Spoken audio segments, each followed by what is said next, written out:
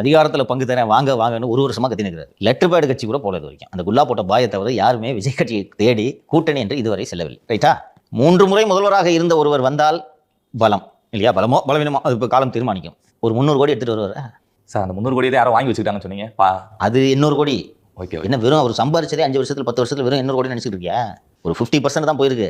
50% இல்லை 40% போயிருக்கும். மீதி இருக்குல்ல, அமெரிக்கா, சிங்கப்பூர் என்று அந்த குடும்பம் முதலீடு செய்யாத நாடே இல்லை.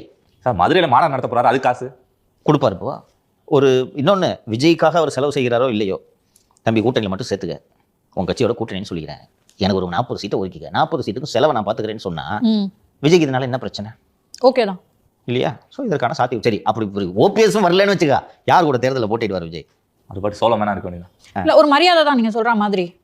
அது ஒரு வின்-வின் பாலிசி தான். அம்மாவால் அடையாளம் காணப்பட்டவரே வந்து விட்டாரே, அதை வச்சு அப்படி எடப்பாடி அவர்களை கூட எதிர்க்க முடியும் இல்லையா? நாளைக்கு ஒரு வேலை இன்னும் டிசம்பர் ஜனவரில எல்லாம் டக்குன்னு டிவிக்கே போய் ஏடிஎம்கே கூட ஜாயின் ஆயிடுச்சுன்னா இவர் தெருவு கண் போட்டி தான்.